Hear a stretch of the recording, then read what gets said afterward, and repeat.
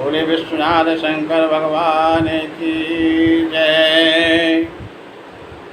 अखंड कोटि ब्रह्मांड विश्वनाथ दीनानाथ भोलेनाथ उमानाथ के चरणों में आप सभी विराजमान प्रिय सिद्धाओं के भाव से आए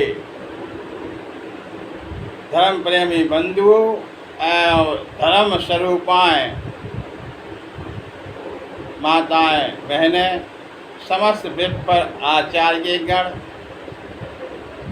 इस पुनीत बेला में परम पावनी दुख निवारिणी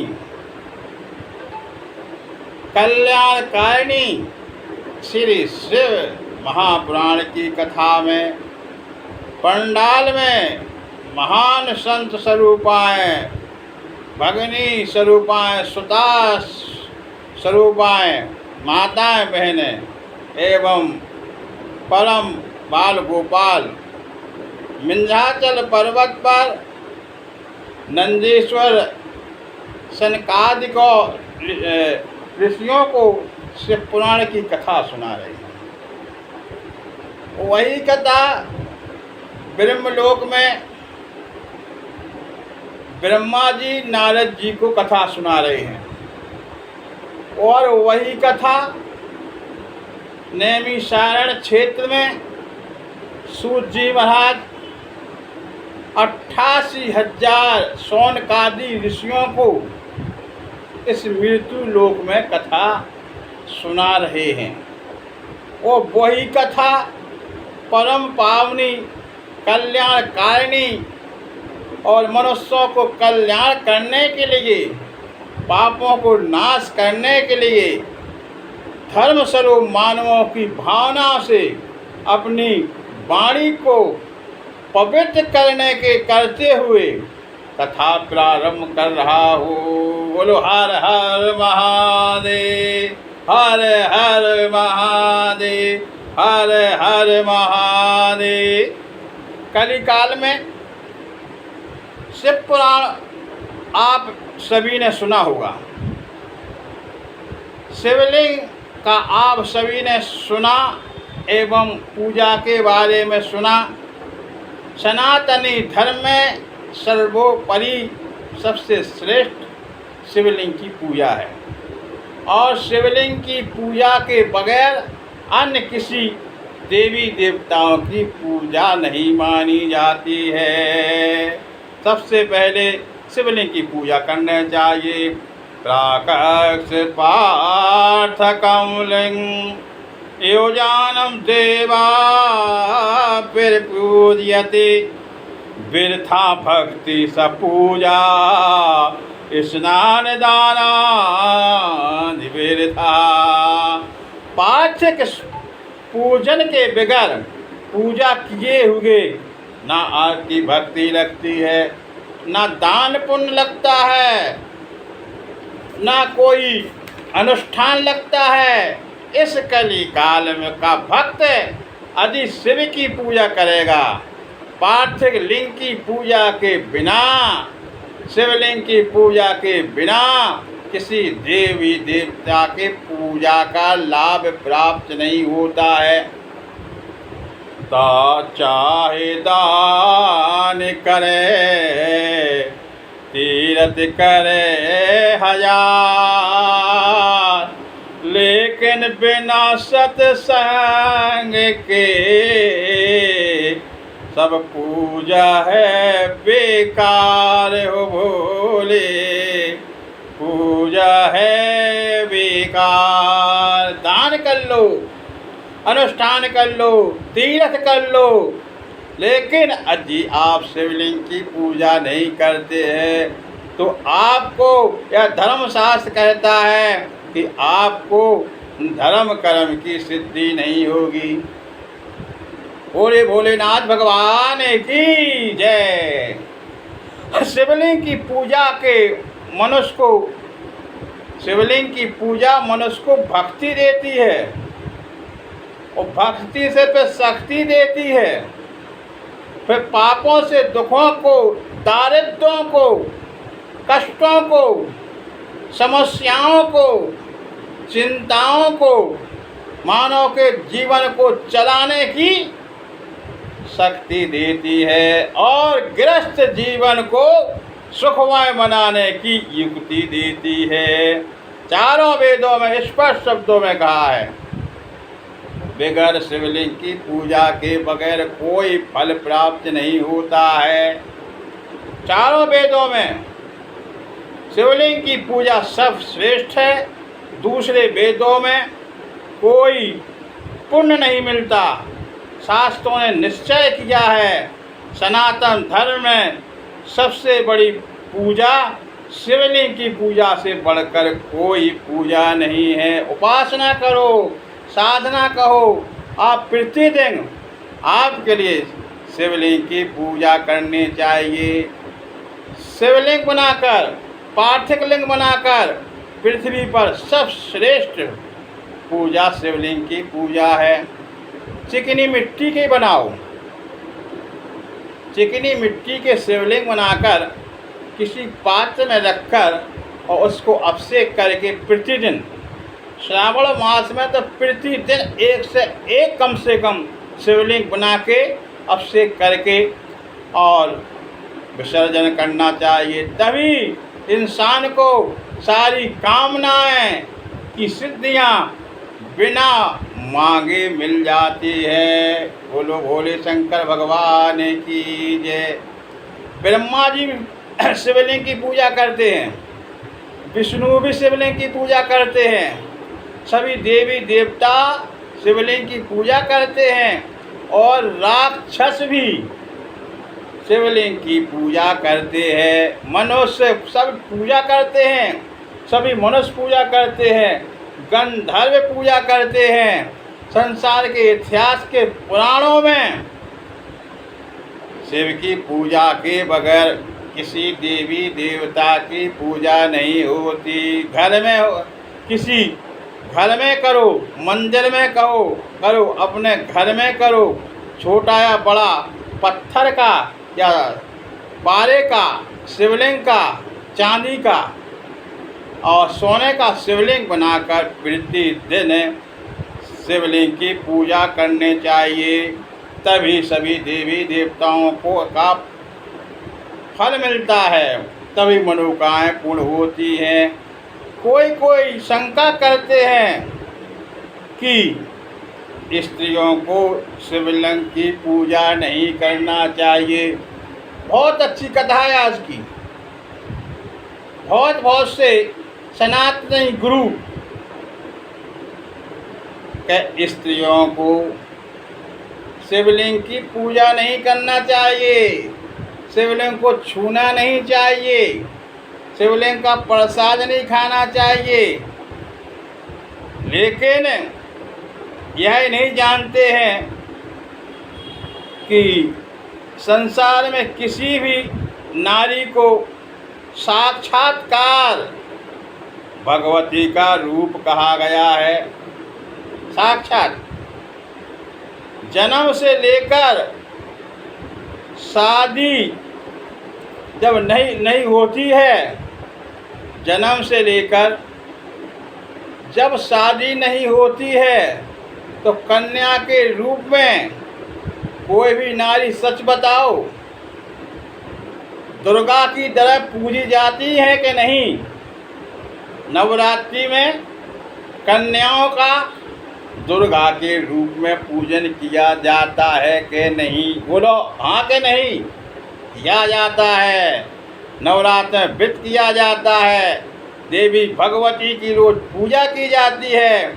अष्टमी के दिन, नवमी के दिन हम छोटी छोटी बच्चियों को कन्या का पूजन करते हैं। और जब नारी की शादी हो जाती है, पहला रूप नारी का, स्त्रियों का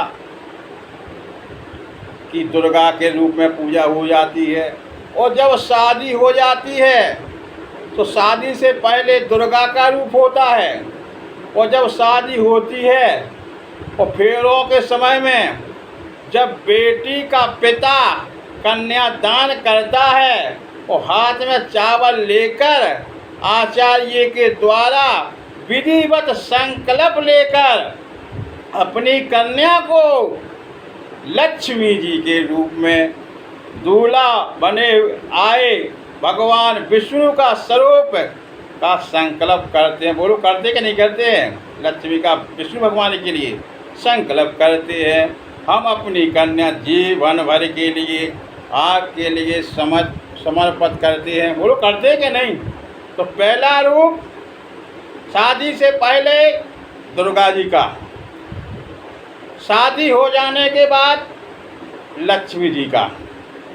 इसलिए विवाह के बाद प्रत्येक नारी लक्ष्मी का रूप होता है। इसके नाम से आगे धर्म शब्द लग जाता है। धर्म पत्नी, धर्म शास्त्रों में नारियों का सबसे प्रथम दर्जा दिया गया है कि पत्नी के आगे धर्म शब्द लग जाता है। क्या हो जाता है? धर्म पत्नी। और किसी के आगे धर्म लगाइए आप, पिता के आगे लगाइए, तो आपने क्या धर्म पिता लिखा, धर्म बहन सुना, धर्म भाई सुना, धर्म फूफा भाभी सुना। धर्म सिर्फ लगता है धर्म शास्त्रों के अनुसार पत्नी के लिए धर्म पत्नी कहा जाता है। बोलो गलत है कि सही है? संसार में नारी को इतना ऊंचा पद किसी को नहीं दिया जाता है। आप हवन में आराधना करिए, सनातन धर्म के अनुसार धर्म का पद केवल महिलाओं को है। हर चीज़ में महिला के बगैर आप हवन नहीं कर सकते हैं, दान नहीं कर सकते हैं। राजा बलि ने जब भगवान को 3 पग भूमि दी थी तो बोलो अपने पत्नी के साथ संकल्प किया था कि नहीं किया था? पत्नी के साथ यदि आप धर्म क्षेत्र में जाते हैं, तीर्थ में जाते हैं, तो आपको पुण्य प्राप्त होगा। यदि आप बगैर पत्नी के हवन करते हैं, तीर्थ जाते हैं, तो आपका यह सब बेकार कहा होता है। यदि पत्नी है तो पत्नी का नाम नहीं बताएगा।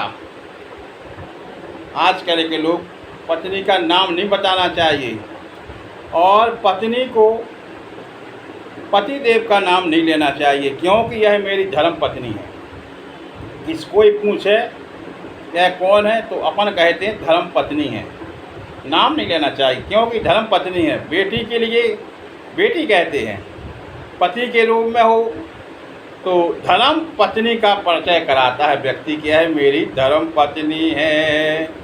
वाल्मीकि रामायण में 18 अध्याय में भगवान राम ने देश की जब नारियां आई तो सीता जी की भारत में ससुराल है और मायका कहाँ है? नेपाल में। भगवान श्री राम की कथा में सीता जी का प्रवेश होता है और माता पार्वती का प्रवेश होता है राम कथा में। सीता जी का प्रवेश होता है, पार्वती का प्रवेश होता है, राम जी का जन्म हो गया। लेकिन शुभ कार्य राम जी ने जब अवतार लिया, जब ही हुए हैं राक्षसों को मारकर धर्म की स्थापना करने के लिए परमात्मा ने भगवान के रूप में अयोध्या में अवतार लिया। लेकिन महाराजा दशरथ जी ने श्री राम जी को मौका नहीं मिला कि कार्य की लीला तब हुई जब तक कोई काम नहीं हुआ, जब जनकपुर में सीता जी का अवतार हो गया। बोलो है कि नहीं है? अयोध्या में जाते हैं, श्री राम जी के लिए कार्य अवतरण हुआ था, सीता जी का अवतरण हुआ और सीता जी की शादी के बाद वनवास हुआ। और वनवास में राक्षसों को मारने का उद्धार और धर्म की स्थापना की एक जगह पर राम कथा हुई। आरण्य कांड में जब खरदूषण आए, शूर्पणखा की नाक कान कटने के बाद युद्ध हुआ, खरदूषण मारे गए। राम जी ने सोचा अब आगे की लीला कैसे हो, रावण के साथ युद्ध करने का मौका कैसे मिले। यहाँ तो राम कथा में बंद हो गई। खरदूषण मर गया, शूर्पणखा चली गई। जब पूरा नहीं हुआ तो भगवान राम जी ने शिव जी को प्रणाम किया और हृदय में ज्ञान हो गया और कहा, सीता जी से कब कहा, लक्ष्मण गए जब लेन कंद मूल फल कंद, जनक सुतासन बोले बहस कहो सुख वृंद। लक्ष्मण जी जब फल फूल लेने गए तब भगवान श्री राम जी सीता जी से बोले कि अब देवी तुम्हारे आने के बाद वनवास मिला, अपनी लीला को पूर्ण करने का अवसर तेरे द्वारा ही हुआ और संसार में इन राक्षसों का संहार करना अभी बाकी है। राक्षस राज रावण का आतंक इस समय हो रहा है।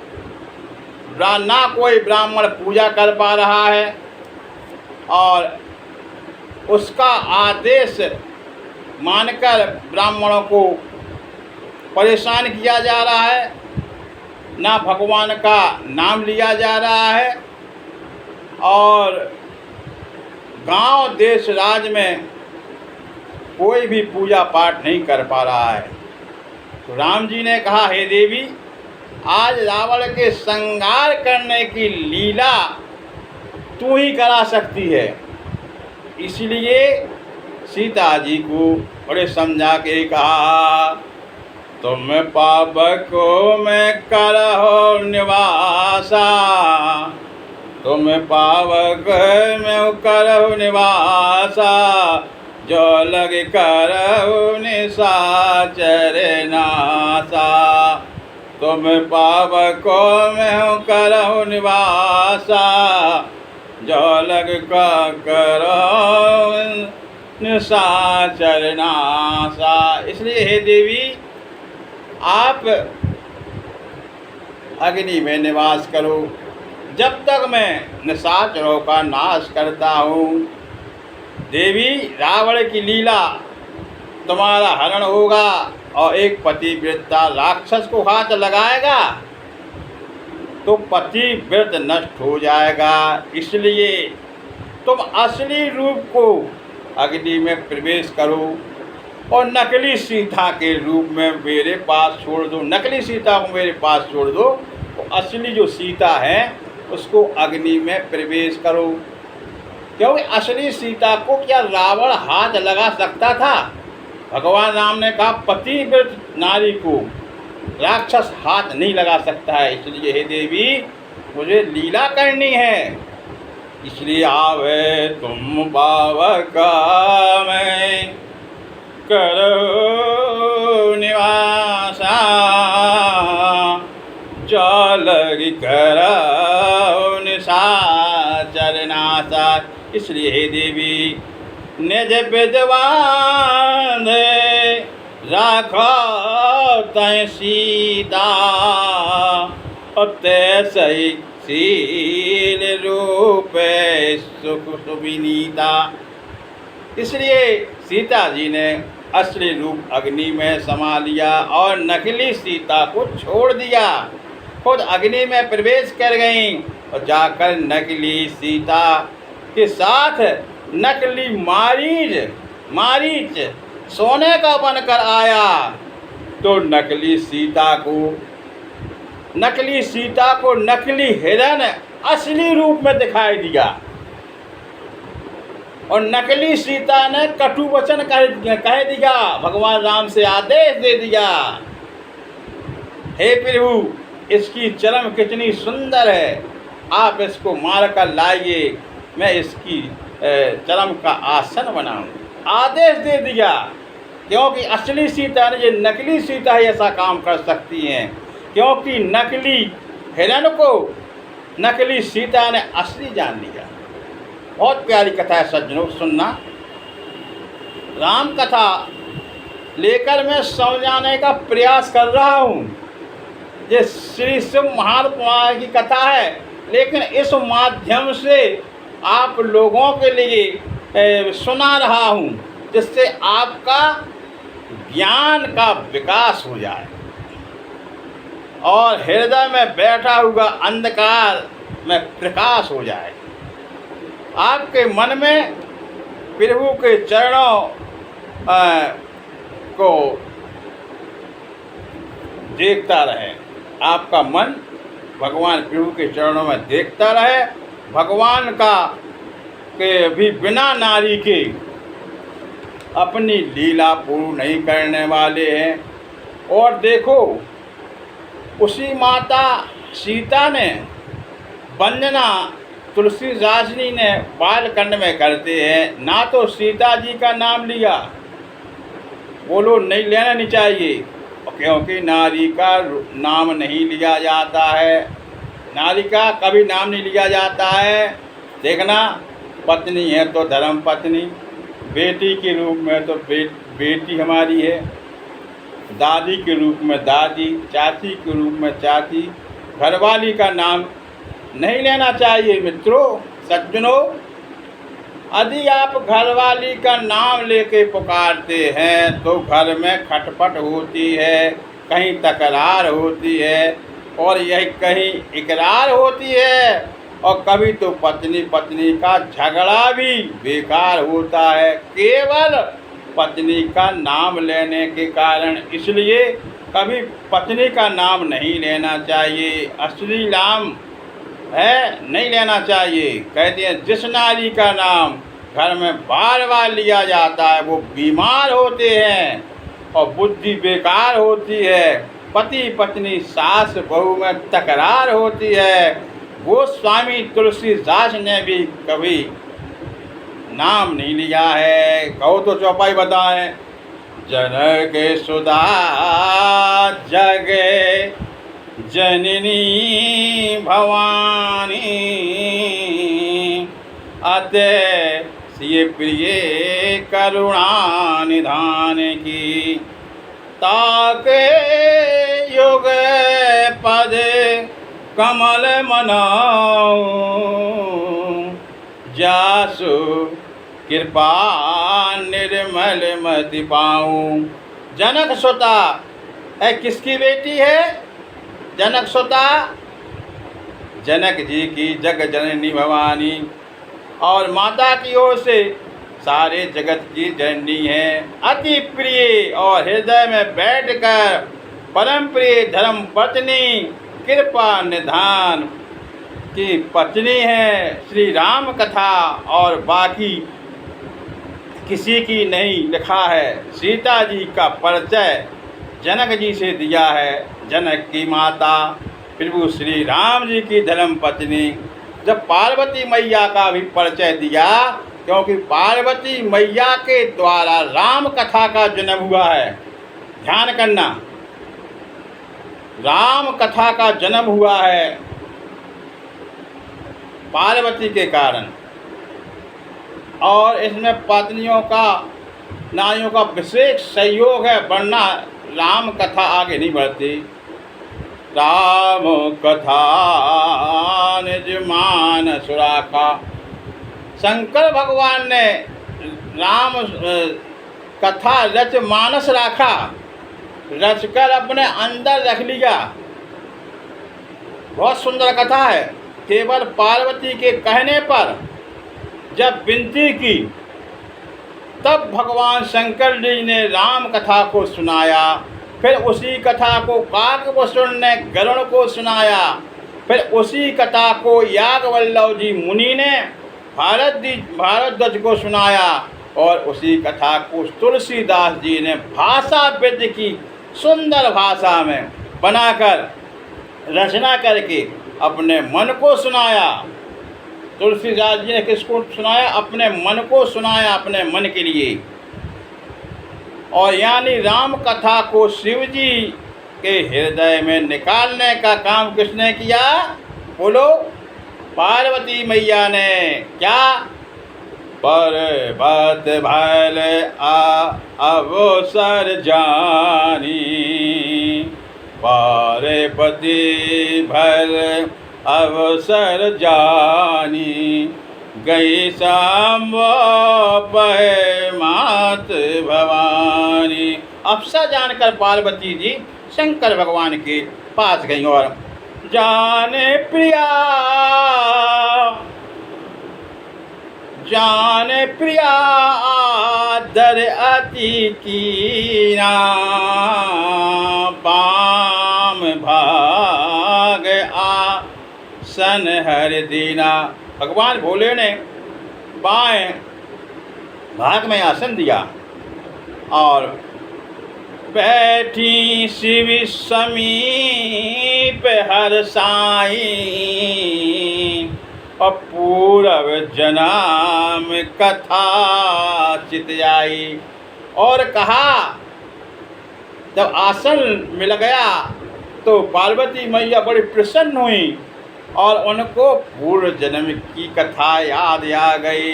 बरगद के पास शिव जी ने सुंदर अवसर देखकर पार्वती ने कहा, हे प्रभु, मैंने कुंभज ऋषि के पास जो कथा सुनी वह कथा मैंने नहीं सुन पाई। जो कुंभज ऋषि ने कथा सुनी मैंने कथा नहीं सुनी, और जिस कारण मैंने सती का रूप को त्यागना पड़ा। शिव राम कथा के कारण सती के लिए अपना शरीर त्यागना पड़ा। अब मुझे ज्ञान हो गया। तो पार्वती ने शिव जी से पूछा, क्या पूछा? तो फिर बुहारा हो मोर अज्ञाना, कहे रघुनाथ कथा विदिनाना। शिव जी से कहा, देवी कैसे आना हुआ? काम तो हो तो बताओ, क्या कारण है? तब पार्वती ने कहा, अगर आप मुझे चरणों की दासी मानते हैं तो आप श्री प्रभु राम जी की कथा को श्रवण कराइए। जब पार्वती ने प्रार्थना की तो भोले शंकर ने पार्वती को राम कथा सुनाई, वरना राम कथा मालूम ही नहीं थी कहाँ है। राम कथा तो निज रच मानस रखा, शंभू ने अंदर रख लिया, तो राम कथा का विस्तार कैसे होता? तो राम कथा को सर्वप्रथम किसने बढ़ाई? प्रथम नारी पार्वती जी ने उसको कथा बढ़ाई। कहाँ तक? भगवान राघवेंद्र सरकार का अवतार हो गया, अभिषेक होने की तैयारी है। यदि भगवान श्री राम जी का अभिषेक हो जाता तो राजपाट करते और तुलसीदास जी, तो फिर कथा आगे कैसे बढ़ती? तो वहाँ पर भी एक महिला और प्रकट हो गई, कैकेयी, उसकी दासी मंथरा, उसने भड़का दिया कैकेयी के लिए, तो भगवान को वनवास जाना पड़ा। तो कथा कहाँ पहुँच गई? बोलो, कहाँ पहुँच गई कथा? वनवास तक पहुँच गई, 14 वर्ष के लिए। अब सच बताओ, तो वनवास जब 14 वर्ष का हुआ है तो राघवेंद्र सरकार 14 वर्ष के बाद लौटे आते तो राम कथा खत्म हो जाती। तो वहाँ तीसरी महिला आ गई। कौन? बोलो, शूर्पणखा। तो शूर्पणखा ने उसको और आगे बढ़ा दिया। इसलिए राम कथा में भी महिलाओं का विशेष सहयोग है। जो आज हमें राम कथा मिल रही है। जय जय जय गिरिराज किशोरी, जय महेश मुख चंद चकोरी, जय गज बदन षडानन माता, जगत जननी दामनिरुद्ध माता। मैं पार्वती का जप कर रही हूँ। जप यानी वंदना, जिसकी वंदना, पूजा, उपासना, साधना कर रहे हैं। बहन गिरिराज किशोरी, किशोरी जी की पूजा कर रहे हैं। बेटी गिरिराज कहते हैं। हिमालय की बेटी, महेश की मुख चकोरी और शिव की चंद्र चकोरी धर्म पत्नी है, जिनके बिना शिव जी पल भर नहीं रह सकते। यह गणेश, यह महेश की चंद्र चकोरी है। जय गज बदन षडानन माता, यह हाथी बंदन मुख यानी जिसका हाथी का मुख है, गणेश जी की माता है। षडानन यानी जिनके 6 मुख है, उनकी वंदना कर रहा हूँ। बात समझ में आई? बहुत देर से समझा रहा हूँ। हिंदी संस्कृति में, सनातन धर्म की संस्कृति में नारी का नाम नहीं लिया जाता है। क्या लिया गया है? जय जय जय गिरिराज किशोरी, जय महेश मुख चंद्र चकोरी, जय गजबदन षडानन माता। यहाँ पे क्या नाम लिया गया है? नहीं, नारियों का नाम नहीं लिया जाता है। शादी से पहले भगवती के रूप में नाम पूजा जाता है। शादी के बाद लक्ष्मी रूप में पूजा जाता है और संतान देने के बाद साक्षात सरस्वती के रूप में पूजा जाता है। अपने बच्चों को चलाना सिखाती है, चलना सिखाती है। सरस्वती नहीं है तो ज्ञान देती हैं, चलना सिखाती हैं, बोलना सिखाती हैं और स्कूल में भेजना सिखाती हैं। तो तीसरा रूप सरस्वती का होता है। सबसे पहले माँ भगवती का, दूसरा रूप होता है लक्ष्मी जी का, तीसरा रूप सरस्वती का होता है। त्रिदेव, जय अम्बे गौरी, जय अम्बे गौरी। सिर्फ माता बेटी के रूप में, बेटी भगवती धर्मवती के रूप में, माँ लक्ष्मी और माता का रूप सरस्वती। ऐसी नारी, ऐसी शक्ति है। और क्या ऐसी नारी की ऐसी भक्ति है, ऐसी शक्ति है, तो क्या शिवलिंग की पूजा नहीं कर पाएंगी? बोलिए। इतनी बात सुना दी तो धर्म गुरु कुछ कहते हैं कि नारियों को शिवलिंग की पूजा नहीं करना चाहिए। तो धर्म शास्त्र में नारियों का प्रथम नंबर है। कितनी अच्छी कथा सुनाई। तो अब बतलाइए, इस कथा सुनने के बाद नारियों को क्या शिवलिंग की पूजा नहीं करना चाहिए? करना चाहिए। और बहुत जो अज्ञानी हैं, जिन्हें ज्ञान नहीं है, तो जिसने कभी शिव पुराण का वर्णन नहीं सुना है, जिसने शिव पुराण की कभी कथा नहीं सुनी है, जिसने शिव पुराण को ज्ञान प्राप्त नहीं किया है, ज्ञान प्राप्त से सम्मान नहीं मिला है, ऐसे व्यक्तियों को, नारी को शिवलिंग की पूजा करने का निषेध करते हैं, मना करते हैं। शिव पुराण कथा में लिखा है, शिवलिंग की पूजा कौन कर सकता है? हाथ जोड़िए, झोली फहराइए। सूर्य जी कहते हैं ब्राह्मण जाति का हो, क्षत्रिय रूप का हो, वैश्य हो, शूद्र हो, किसी भी जाति का हो, नारी हो, पुरुष हो, राक्षस हो, देवता हो, पिशाच हो, भूत हो, स्त्री हो, पुरुष हो या बच्चा हो, शिवलिंग की पूजा करने का सबको अधिकार है। कोई नारी हो, पत्थर के शिवलिंग, मिट्टी की शिवलिंग की पूजा करे, स्फटिक के शिवलिंग की पूजा करे, नारियाँ खूब शिवलिंग की पूजा कर सकती है। आगे अब आगे की कथा में 12 ज्योतिर्लिंग की कथा सुनाएंगे। बोलो हर हर महादेव, हर हर महादेव, हर हर महादेव। यानी नारियां स्त्रियां शिवलिंग की पूजा करती हैं। स्पष्ट श्लोक में लिखा हुआ है कि नारी भी शिवलिंग की पूजा करने का पूर्ण अधिकार है। बोलो शंकर भगवान की जय।